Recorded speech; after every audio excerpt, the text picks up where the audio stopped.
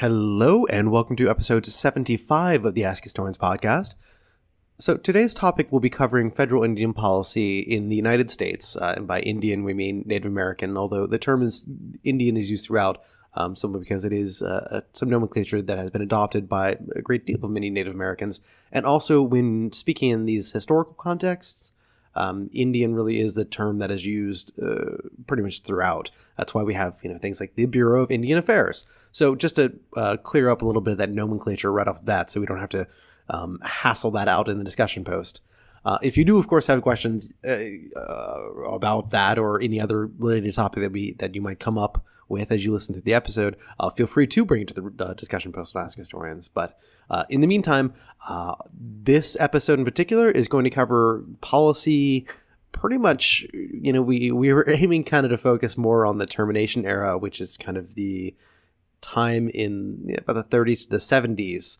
And you'll learn what the Termination Era is as you listen to the episode. But we really did, because this is Ask Historians and we like our context, we kind of started, in the 19th century, as you do. So enjoy kind of this overview of how the federal government has dealt with Indian sovereignty, essentially, for the better part of the lifetime of the United States.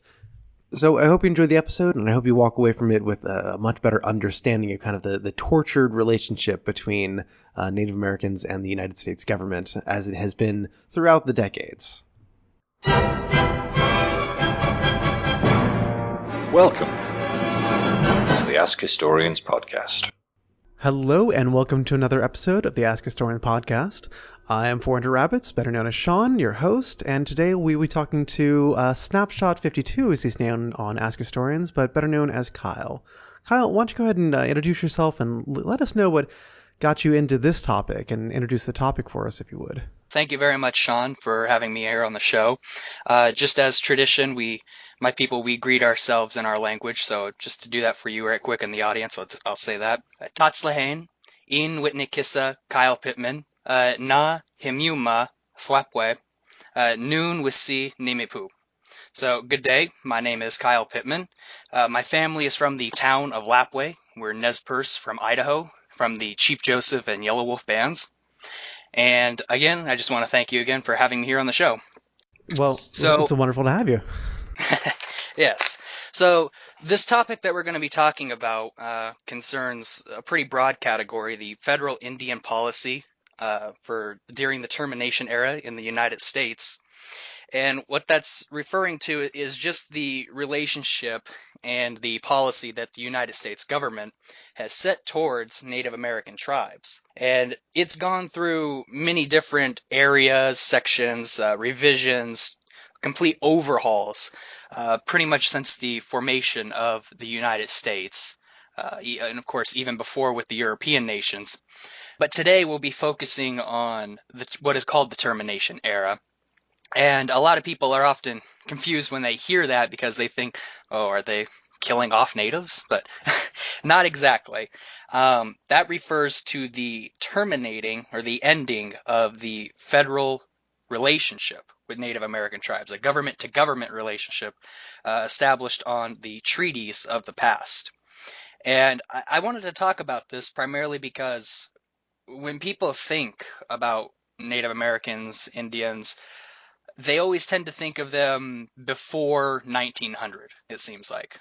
Especially on Ask Historians, we get a lot of questions about that, about diseases, about technology. People have this mind frame of Native Americans being stuck in the past. The Termination Era, though, deals with tribes from 1946 to about 1970. And it puts a new light on the relationship that these two entities, speaking Native Americans collectively and the United States, it puts a new light on their relationship.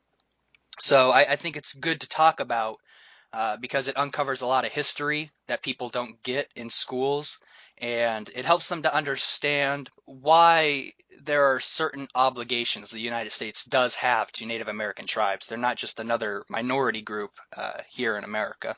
Well, I think most people kind of, when they think about federal Indian policy, that they think of it as it exists today, with reservations here and there, and certain rights and privileges granted to them, certain amount of sovereignty granted to them as well. But I mean, that really is much more of a modern creation. So when we're talking about because you mentioned this is something, the Termination Era is really from kind of the 1940s to 1970s, but it itself was the kind of the end product, or at least the latest product, of a long string of different federal policies towards Native people in the United States. So, I mean, when do we really start moving away from these Native tribes as sovereign entities into this more kind of end of sovereignty and kind of the termination of these relationship? Very good question. So typically the tribes were seen as completely sovereign, fully independent, powerful rivals to the United States about the American Revolution. Through the Marshall trilogy of Supreme Court cases, Chief Justice John Marshall, he really identifies that the tribes were in a position to be dealt with that way because they were more powerful than the United States at that time. And it's through those cases that we really start to see the foundation of the federal Indian policy. However, as time progressed and you have westward expansion of white settlers further and further into what would become the United States, we see that their power grows, and with their growing power, the more they tried to subjugate Native American tribes, not just through force, but through their own domestic policy, really. Because the end goal, and we'll identify this through numerous pieces, was that they wanted the land that Native Americans had. They acknowledged they were more powerful than them. So they concocted a way in order to gain that land without necessarily having to go to war all the time. And that was assimilation. If you can make them part of us, then we gain what they have without killing each other. It was a very simple, straightforward idea. So they would deal with tribes from the very beginning in the same way that they deal with other nations nowadays. However, we can see that they've covertly, many times, and overtly on a number of occasions, really undermined that sovereignty that they recognize. They've numerous times said that they are sovereign, they're domestic dependent, but they're sovereign. There are certain things we can't do to them because they have recognized inheritable rights as being here before America was created. However, they're still in the lands that we want, therefore we're going to determine their policy. And it was much easier for them to go about doing that and trying to include them in the American society so that way they can claim that jurisdiction over them. And while the tribes often resisted due to many factors such as colonization, disease, the limiting of economic opportunities, and really the breaking of the Native American spirit on many occasions, tribes ultimately gave in to that larger society, not willfully, but just as history happens to go sometimes. But of course, you're talking about these kind of groups as kind of living within the I guess you could say the legal boundaries of the United States, but being considered sovereign entities. But when you're talking about these kind of policies towards them, that it was kind of you accept these or else, I imagine that needed to come. That was not it was not the original policy, back in 1776. But these policies really came much later when you had already had the forcible dispersal of native groups, the 5 civilized tribes as they're called, from the eastern part of the United States out to the west, right? Mm-hmm. Yeah, essentially you see a complete shift in policy in how they're dealt with, And now we come to a more modern interpretation where it's just kind of taken for granted that, if people realize that Native Americans still exist, they're not seen as that sovereign entity. And in my opinion, I think that kind of opinion has developed willfully, as it's been propagated by the United States in the education system and institutionally, essentially.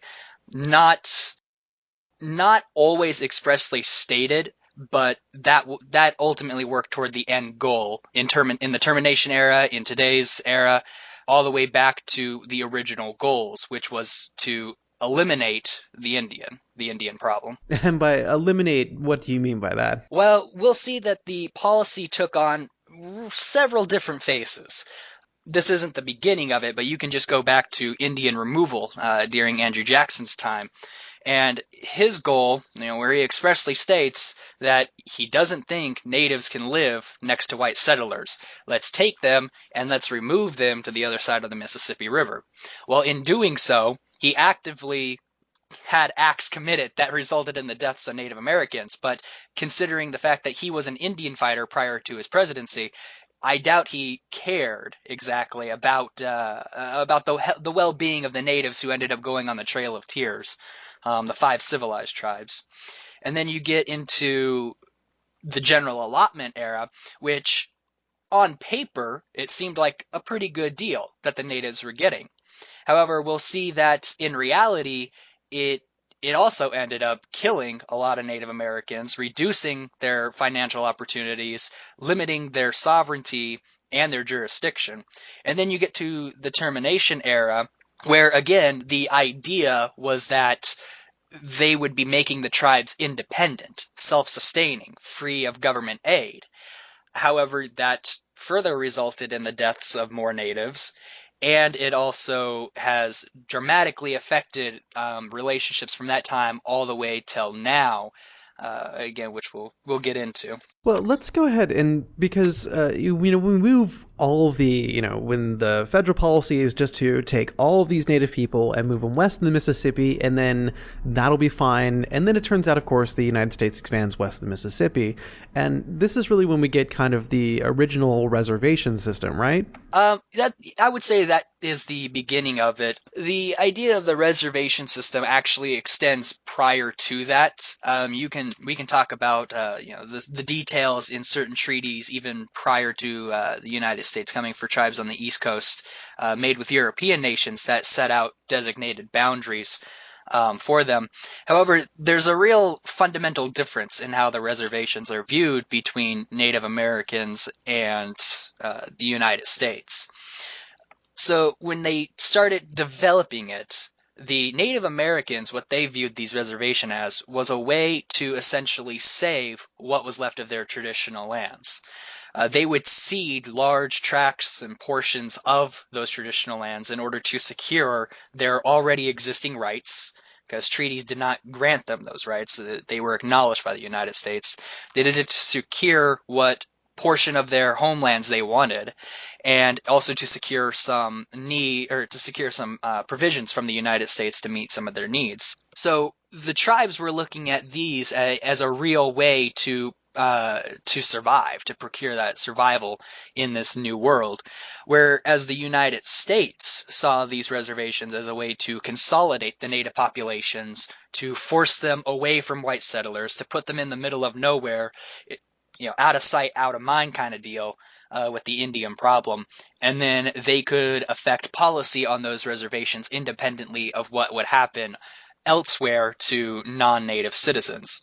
And at times really use them almost as a social Darwinism kind of like experiment, especially during the Termination Era.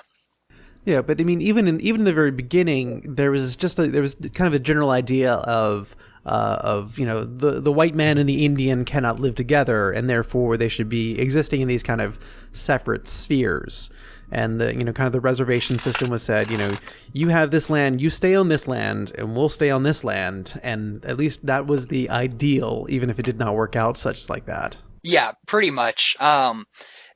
A lot of the reservations ended up being established away from a tribe's traditional homelands, and additional removal orders were given even beyond Andrew Jackson's time to remove tribes to these reservations. So the idea behind them ultimately was to just consolidate them into an area to be dealt with however the United States saw fit.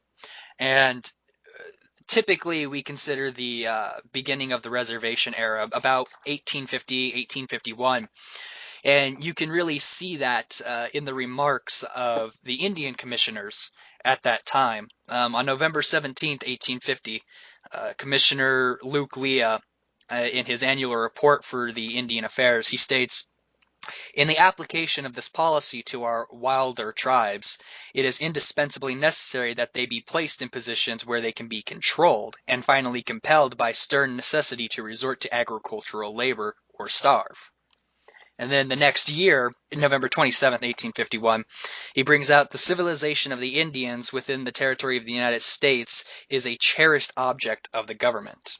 To arouse the spirit of enterprise in the Indian and bring him to realize the necessity of reliance upon himself in some industrial pursuit for his support and comfort is generally, if not universally, the initiative step to his civilization, which he is often prevented from taking by the debasing influence of the annuity system.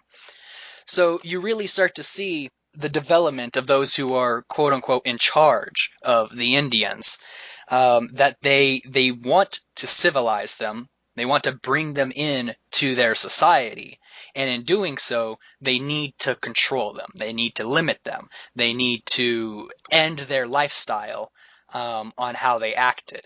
And then that goes into some of the larger policies, such as general allotment.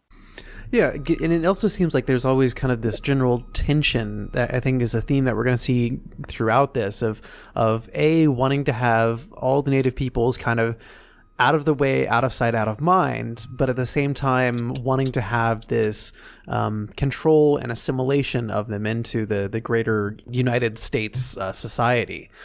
So, but go ahead and take us to the Allotment Act then, because I think this is kind of one of the kind of a major change that most people don't know about, I think. Yeah, I would agree. Not many people understand the direct implications that allotment really had. The effects are still being felt even down to today.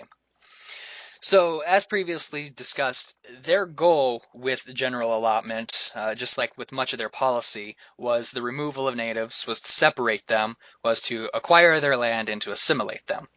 What had happened prior to this, in 1871, the United States formed treaties with Native Americans that designated their boundaries, their lands, to the best of both parties' understanding, and that secured these rights for Native Americans to inhabit there. However, come 1871, they terminated that on the argument that they should stop dealing with Native Americans as independent sovereign nations, and that they should be further subjugated to the United States. So they ended all the treaty-making processes. However, they still continued to deal with them through legislation and executive orders. Oh, so this was basically just a unilateral decision on the federal government of the United States part of saying, you know what, you're no longer sovereign in our eyes. Yeah, it pretty much. It's brought out in USC Section 71, Area 25. No Indian nation or tribe within the territory of the United States shall be acknowledged or recognized as an independent nation, tribe, or power within the United States may contract by treaty. But no obligation of any treaty lawfully made and ratified with any such Indian nation or tribe prior to March 3rd, 1871 shall be hereby invalidated or impaired. So they made the stipulation that the treaties are not invalid, they're not null and void, but no more treaties are going to be made with you as independent nations.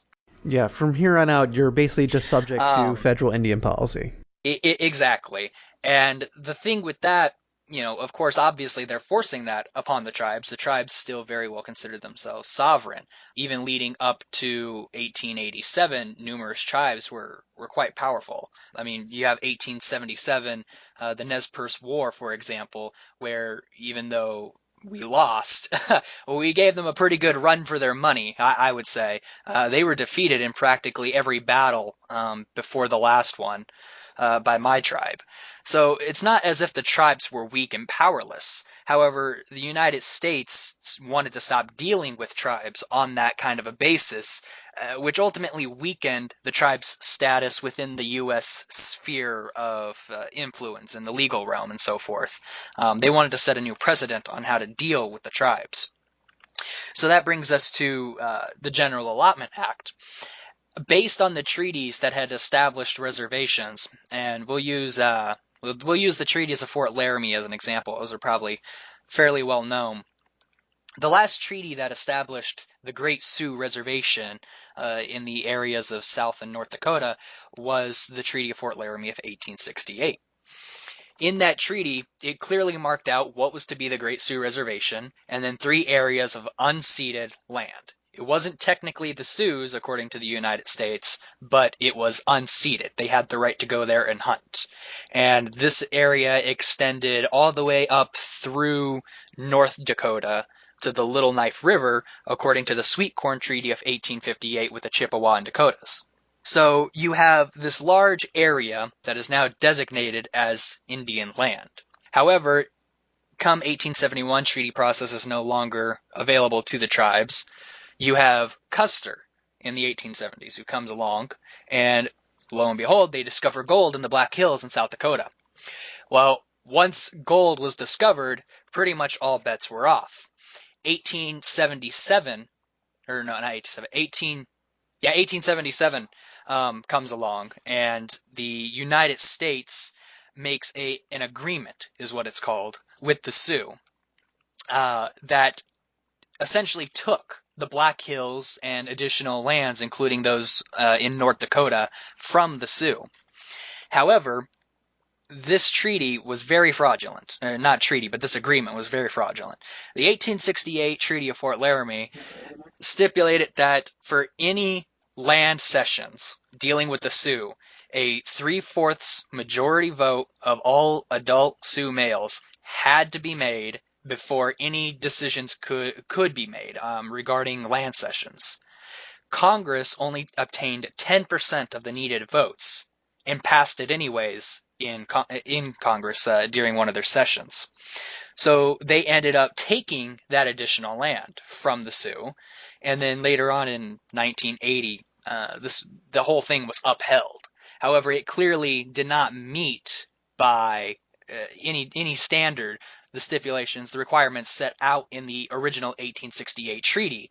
Therefore, the so-called abrogation of it by this agreement of 1877, it should have been thrown out of the Supreme Court, to be honest, but it wasn't. So now you have the further reduction of Sioux lands, and in 1887 they pass the Allotment Act, the Dawes Act, General Allotment, which had the goal of taking not just those of the Sioux, but really all tribes. This is a universal blanket policy, was to take all of the reservations, divide them up into 160-acre plots of land, and to give this to each Native American head of the household, each man. And any of the additional surplus land would be taken and would be put back into public circulation to be sold to non-natives. And this included lands that were within reservation boundaries. And this caused numerous problems right off the bat. It caused what is called the checkerboarding system, where you have an entire reservation divided up into these 160-acre plots of land, where one is now owned by non-native, one's owned by native. Non-native, native, non-native, native, non-native, native, all over the place. You have huge blocks of territory that are owned by white settlers, huge blocks of territory that are owned by natives, and you have other areas that are practically in limbo. And it caused an administrative nightmare for everybody involved in that, because you could walk across the street and all of a sudden you're in a completely different jurisdiction, essentially for a whole country. Followed by that, it caused fractionation. This is the end. This is essentially the unilateral declaration of the end of the reservation system, or at least the original reservation system, right? At this point, the United States government said no more reservations. Everything is private land now. Yeah, I would agree with that. See, the deal with the reservation system is that it actually has not ended in our day. New reservations can be created, then other reservations can be added to. But the reservation system that we see during this time definitely took a dramatic shift. It went from being held communally by the tribe, which is one thing that the United States did not like. They had no appreciation for communal holdings. So they take that, make it all private land, and now you have this issue that we're running into with checkerboarding, and it completely upended everything for the tribes at this time. The tribes were not used to this independent, capitalistic-like holding of their land.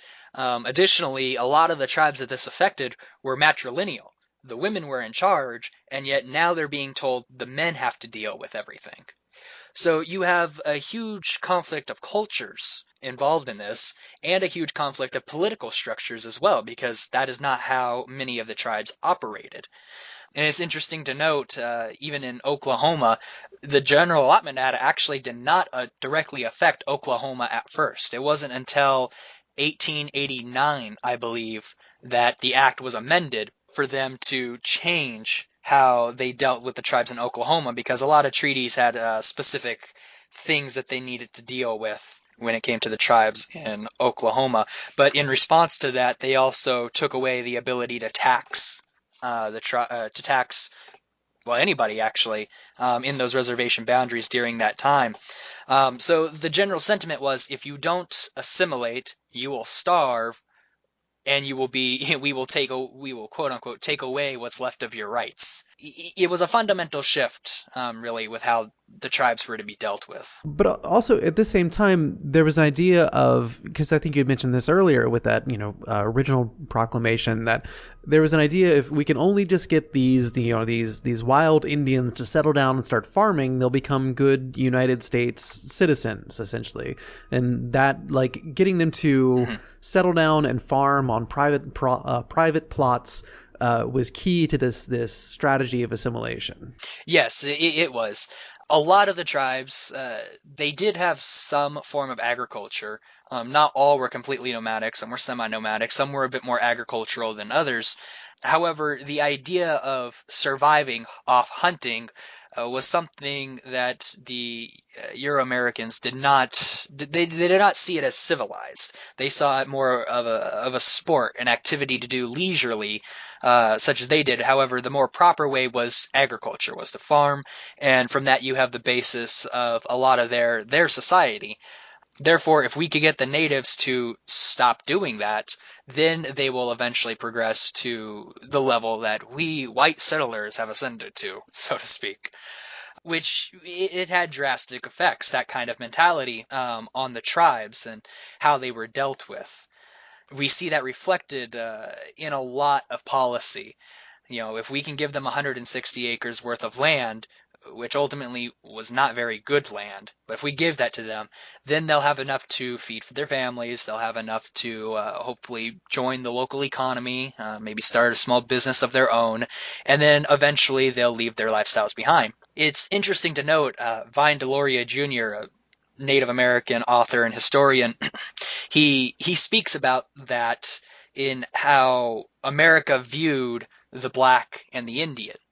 And while he described that the blacks were often viewed as a labor animal, one that couldn't really be tamed but was used as the backbone for slavery, the Indian was seen as a wild animal, something to be tamed, something to be brought into the fold, and something to really be treated as we see pets. And it was believed that they could attain that status with a little coercing. So the Dawes Act then sounds like essentially what it does is it massively reduces the amount of tribal held land, particularly that kind of unceded territory, which could have been used for hunting and other kind of subsistence activities. I mean, was it applied kind of universally? And I know clearly it wasn't applied equitably, but how extensive was this degradation of tribal land, and what were the results that came from it? Because you'd mentioned that it had some very serious side effects. Yeah, so in addition to checkerboarding, as mentioned, it also caused what is known as fractionation. Essentially, how these allotments would be dealt with. They would be given to a head of a household or a family, and once that person gained that land, it would go into a trust period for 25 years, where it would essentially still be considered reservation land, and it had all of the protections of being federal trust land. After that 25 years, though, it became simple fee land. In other words, it was deeded to the owner of that land, and it was no longer reservation. It was no longer part of Indian country. It was subject to state taxation and income taxation. It became like any other piece of land in the United States. But once that person died, that would be given to their heirs. And their heirs, of course, would be their children. However, if that person had two children, it would be split evenly to those two children. So now you go from 160 acres to 80 acres apiece. Now, once they both died, if they both had two children as well, it would be further split. They had two children, further split. So now you have lands, even today, where you have like 136 owners to a 1 by 1 inch piece of land from these original allotments, which causes a further administrative nightmare, because if you wanted to do anything on that piece of land, you have to go through the proper property rights, which could include contacting hundreds, if not thousands, of people just to go over that small piece of land. You had the loss of lands, which affected all tribes. Out of the nearly 150 million acres of land that tribes owned in 1887, fewer than 50 million remained in 1934 when the General Allotment Act was repealed. So the tribes lost the majority of their lands as a whole, speaking of all tribes and all reservations. And these lands were opened to white settlement. They were opened to the railroads.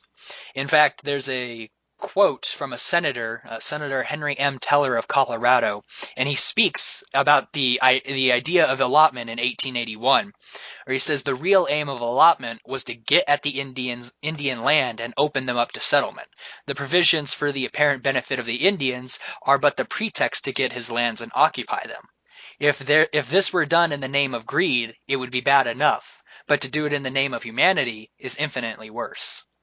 So they even acknowledged that their aims when it came to general allotment was to get at this land that a lot of the times they forced the natives to because they thought was useless. Come to realize, not all of it was useless.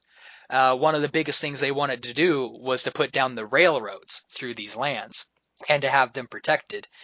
So the 160 acres that were given to these Native Americans was not good land. A lot of it was completely unfarmable.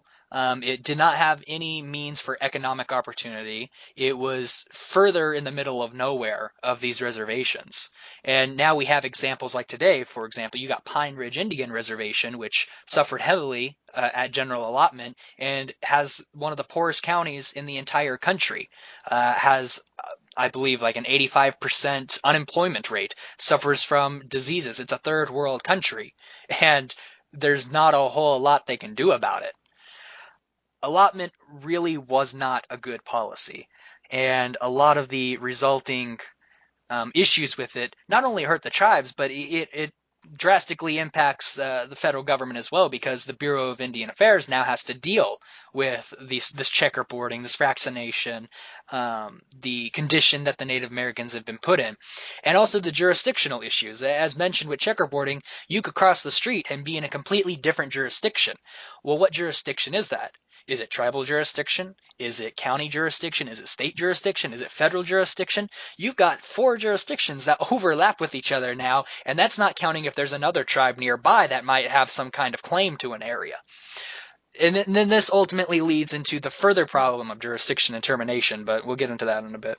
Yeah, I think also probably I mean, I guess my question here is when, because you had already mentioned that the allotment ended in 1934, but in between 1887 and the Dawes Act in 1934, I think it's when we get a lot of our kind of a lot of our ideas of federal Indian policy, and that's things like the boarding schools and kind of these forced assimilation. I mean, was there kind of a drive during this period to kind of integrate the tribes into the rest of white American society at the time? Were they granted citizenship, or were they? I know, of course, many were sent off to these boarding schools, but what were the attempts to kind of instead of just breaking up the land and saying, all right, you're assimilated now? I mean, what other attempts were made? That's a very good question. These policies ultimately worked towards the goal of assimilation, in addition to acquiring their lands. And it is from even before this, but starting at general allotment, we really do see this push to kill the Indian and save the man. They would, as we previously discussed, force them to switch to an agricultural lifestyle, upending their cultural and political systems that already existed. They forced them to live on these small plots of land, to dwell together. They weren't allowed to practice their own traditional religions. They were outlawed. Probably the most notable example being the ghost dance, 1898, where it was illegal for them to dance, essentially. Then you have in 1924 the Indian Citizenship Act, and although I used granted in the outline, the reality is that it was forced upon Native Americans.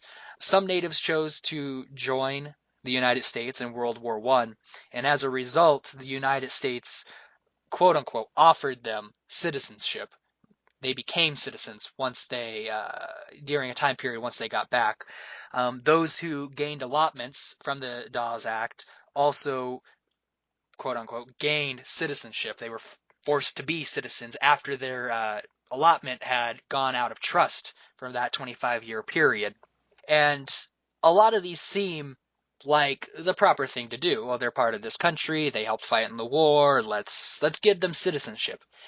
But really, the undertone of that was, if we can make them citizens, they become subject to United States jurisdiction. They essentially force them to become dual citizens. However, as they continue to undermine tribal sovereignty and tribal citizenship, they put the emphasis on being an American citizen. Oh, well, now even on reservations, you're federally subject to the federal jurisdiction of things. When you're off reservation, you're subject to state and federal. We're imposing limitations on your tribal jurisdiction for this as a citizen for that.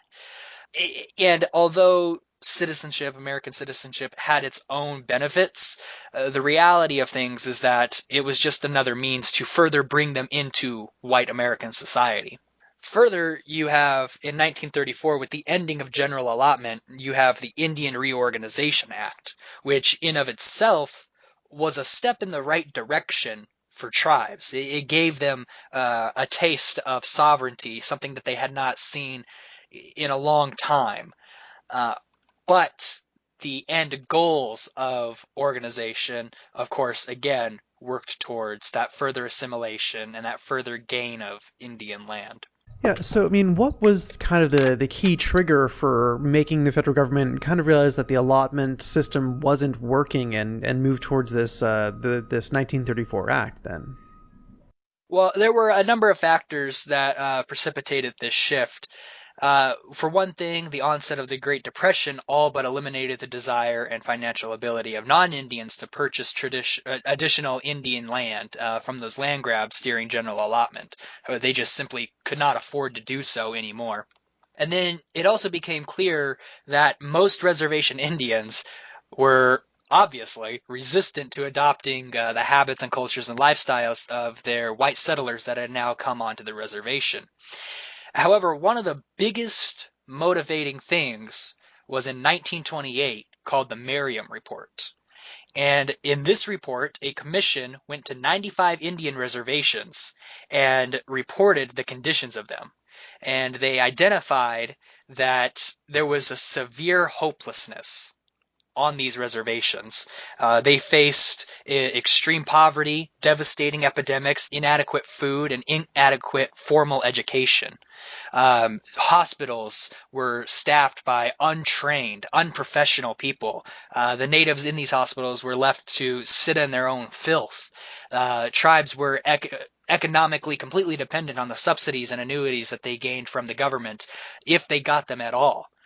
There's even, some quotes out there of Indian agents who would basically say the Indians might as well start eating the grass because there's no food. They're not going to get their food.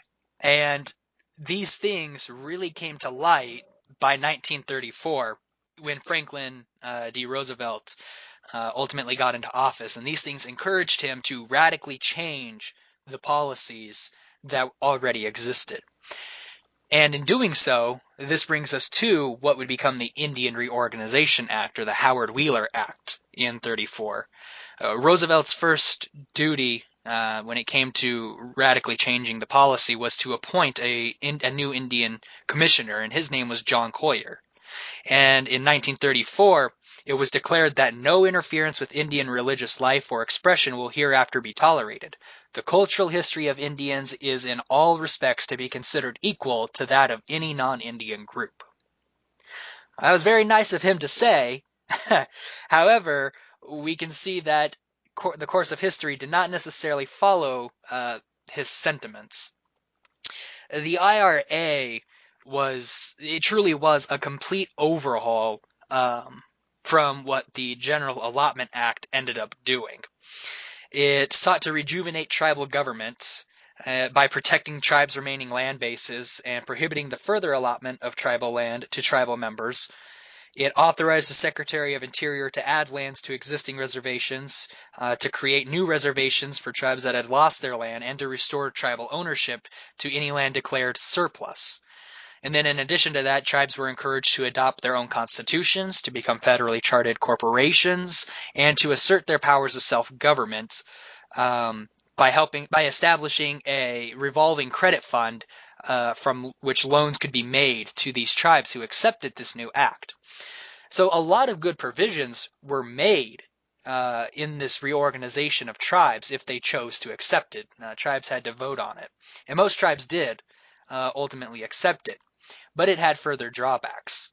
The IRA was often criticized as being extremely paternalistic, which the original plan certainly was. John Collier had drew up an extensive plan. I believe it was some 20, 30 pages of how to detail all of this. In fact, it could have been more. I can't recall the number right now.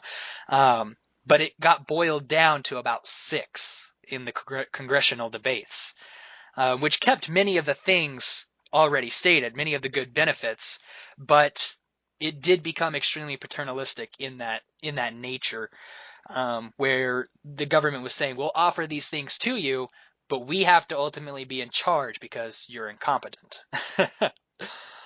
And it promoted a system of government inconsistency with traditional Indian values. For example, it encouraged them to establish constitutions and to hold elections and voting.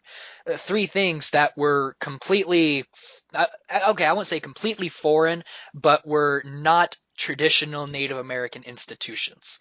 They had their own sets of government, and they had their own form of what we would call voting in certain cases. However, the fact of writing it down and of perpetuating a style similar to what the United States have, that was not something the tribes were duly excited for, so to speak. And in the end, it still had tribes subject to substantial federal control. You have up till now the feds still denying the sovereign status of tribes, even though they have been recognized by the United States as being sovereign, as having inheritable rights, as being these nations that are existing alongside the United States. But through their policy, they don't want to ultimately acknowledge that. You have some people who became idealistic and who wanted to go and help the poor Indian on the reservation, and yet in doing so, their attempts, in a lot of ways, made the situation worse. Some did help to a degree. such as what John Collier did, but their ideas and their goals, their thoughts on situations still mimicked the general sentiment at times towards Native Americans, which was, we need to bring them up to civilization. We need to understand why they're not doing good, and part of that is probably because that they're living their lifestyles that they've chosen to live, which was their reasoning on a lot of things. Now, at this point, we essentially have the creation of, I guess, our modern reservation system kind of comes out of this. But kind of regardless of that, this Indian Reorganization Act doesn't really, go unchanged for long, because we pretty quickly move into what we originally started talking about, which is the Termination Era. So what caused that next shift then? Mm-hmm. All right, so good question on that. The thing with the IRA is that it costed money. It required funds to be put into that revolving credit fund, for example, and the Merriam report identified key areas that needed to be propped up financially. And during this time, Congress more or less followed what the Merriam report suggested, and they continued to do that. However, the IRA was severely criticized on a number of occasions for ultimately not getting the job done, and that it was costing too much money. That leads us to what would become the Termination Era. The underlying cause for it was that tribes costed too much money. That's what they agreed to.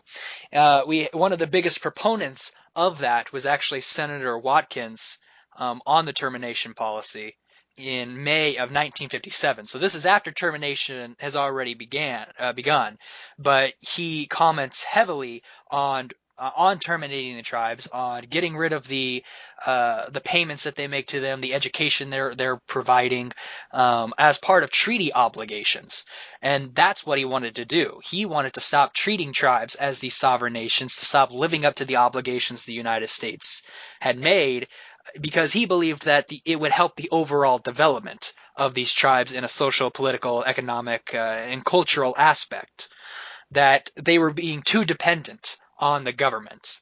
Let's back up just 1 second, and let's just define, what is termination then? I mean, in the legal framework of, federal Indian policy, what does termination mean? So, termination is the process by which Congress terminates the federal government's trust relationship with an Indian tribe, thereby disqualifying the tribe from the many services that Congress makes available only to federally recognized tribes. At the same time, Congress eliminates the tribe's reservation and forbids the tribe from exercising powers of self-government. So, in that brief description, it dramatically, completely, radically changes the relationship tribes have with the United States once they're terminated. They essentially become no more than, your local homeowners association at that. They're no longer considered sovereign powers. They don't have their inherent powers of self-government as established by the courts. They no longer have a reservation designated as their own, and they no longer get all of the services that were being provided to them as part of treaties. The idea was that by doing this, the tribes become more independent. They're not relying on the government for these things. They're able to go off and follow their own enterprises under the American system of doing things. And really, this was a death sentence, politically and even physically, for the tribes by terminating them. It was worse than the General Allotment Act, in my mind. And during this time period, which the idea for it began in the 40s, but it really took off in 1953, they eliminated 109 tribes from this federal status. They passed laws that enforced state jurisdiction, and this resulted in the further assimilation, because in addition to that termination of that federal status, they created relocation programs. One was created in 1956, and it offered job training and housing assistance to Indians, but they had to leave the reservation and move to an urban area for it. Upwards of 100,000 Indians entered the relocation program, and approximately one-third of them eventually returned home, often after discovering that the promises of jobs and decent housing were actually illusions. It just upended everything, this termination policy. I've mentioned that it had drastic effects. One of those being, I briefly mentioned, was the physical death of other people. And people wonder, oh, well, how could that cause the death of them? The U.S. stopped killing natives hundreds of years ago. Well, there's a very important case to consider, and that was the Menominee tribe of Wisconsin. With termination came the closing of the Menominee Hospital. The tribe was unable, with the additional burden of the taxes that were imposed upon them, to keep up their health program, and it deprived medical services and housing from these natives. The infant death rate actually rose because of this. By July of 1964, 14% of the county which the Menominees were located in, it was the former reservation area, they were receiving welfare payments because there was no economic viability there in their areas. They needed a transfusion of $10 to $20 million to bring them up to par with other Wisconsin counties. So the theory was that they would save money by terminating these tribes, but the Menominee tribe that they terminated was causing the government no less than $200,000 a year at most. And now that they terminated them, in order to help these fellow American citizens, they needed to interject $20 million up to that into their economy just to sustain them. And they're dying in the streets because they have no hospitals. So, termination is the worst policy. Now, some tribes, of course, were not terminated. I mean, what was the criteria for determining that, this tribe gets terminated, this tribe does not, this tribe continues on as kind of that kind of semi-quasi-sovereign nation? One of the main reasons for termination was to save money.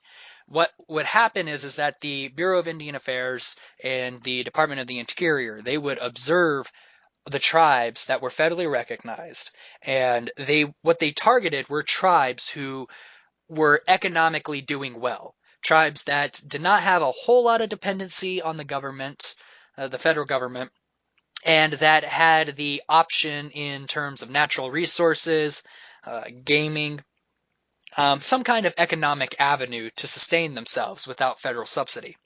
They targeted those tribes for termination.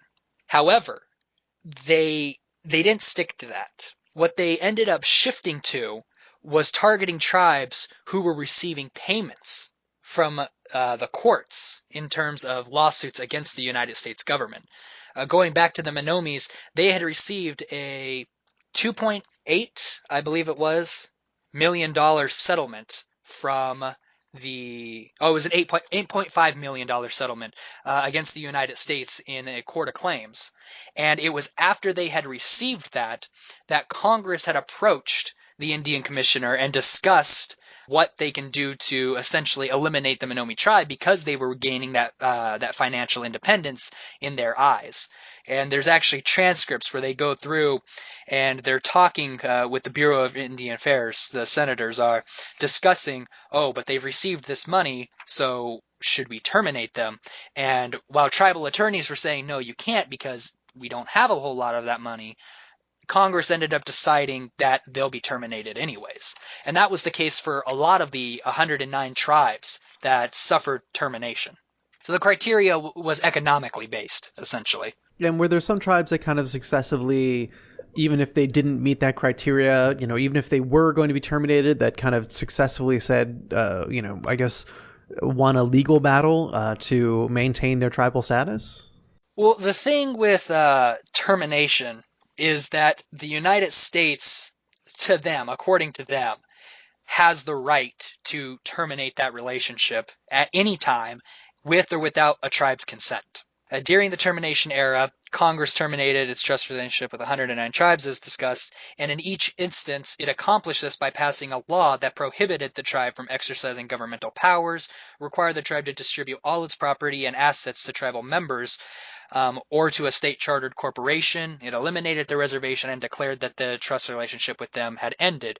And while tribes could potentially go for this in court, courts had decided that Congress operated under the theory of plenary power, which that they have the final say, and termination could not be reversed through the courts. While some tribes fought with them outside of the courts, they resisted fully terminating at times. A lot of the tribes that were selected for termination were terminated. One example would be the Colville tribe here in Washington State, which is a confederation of several tribes. They were put up for termination. They had to approve it at that time due to some amendments made to the policy, and they did. They actually approved it in their local government, but they did not ratify the decision before the end of termination came. So they ended up not being terminated. But what the government would do is they would make it look very appealing to these tribes. They would tell them, "You're going to be independent. We're not going to be in here bugging you with your affairs.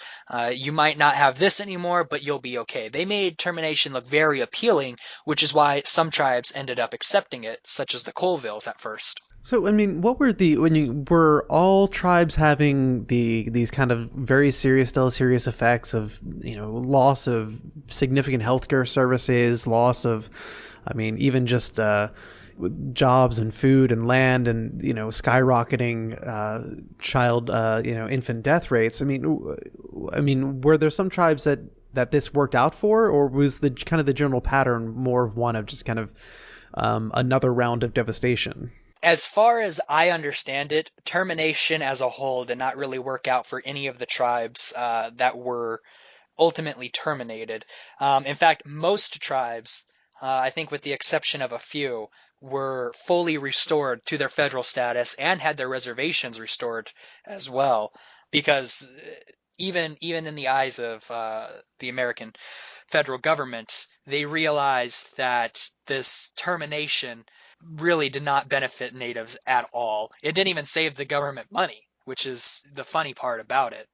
The whole goal to doing that. So, no, as far as I know, no tribes benefited from termination to any great degree. Yeah, so let's go ahead and talk about, when did the termination era itself come to an end? You said that eventually the federal government realized that this wasn't helping the Indians, that this wasn't saving them money. Was there kind of a particular turning point that we can point to and say this is the end of the termination era? Actually, yeah, we could. About 1968, we start to see the formation of what we now call the tribal self-determination era. That really was cemented in 1970. But it was in 1968 that President Johnson, he declared, "We must affirm the rights of the first Americans to remain Indians while exercising their rights as Americans. We must affirm their rights to freedom of choice and self-determination." So it was by the 1960s that the federal Indian policy shifted its course once again in a pretty drastic way. The federal government's termination policies were now viewed as destructive and inhumane and were repudiated.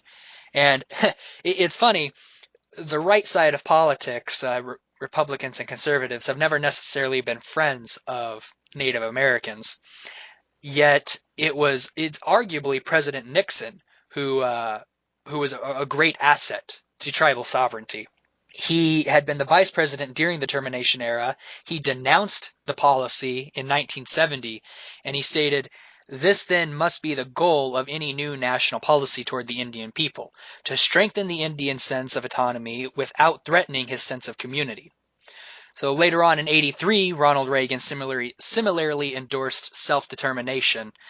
We start seeing these presidents, even senators too, congressmen, who started to realize that the Indian problem was not being fixed and it wasn't going to go away with all of these policies that they were putting in place. Thankfully, the new generation of federal officials realized this, and they took a much more humanitarian stance to things and started passing laws that actually promoted tribal sovereignty and self-determination, rather than a paternalistic nature of things where the government had to have their hand involved in everything. They realized the tribes are competent, they're not savages, they could make some decisions for themselves. And while there's still a long ways to go in our day, a lot of advancement has been made since the end of termination onward. There are still some threats. There are still some issues that tribes face along those lines. Termination or abrogation of treaties, land theft, general allotment. It usually goes by eminent domain now, or the condemning of land, which definitely still happens. Tribes still lose reservation lands at times, but they also have a lot more avenues to gain reservation lands too. The biggest issue that still exists from the Termination Era is jurisdiction. The Congress in 1953 passed what is called Public Law 83-280, commonly abbreviated PL 280. And what this did was it took several key states and it did not give them the option. They were mandated to enforce state jurisdiction over tribes. It was given to the states. And then later on, several other tribes could opt into, or not tribes, other states could opt into this Public Law 280. And that had far-reaching effects in terms of jurisdiction, particularly criminal jurisdiction on Indian reservations. And it allowed the states to enter reservations to arrest Indians and prosecute them in state courts, thereby relieving federal officials from enforcing criminal law on those reservations.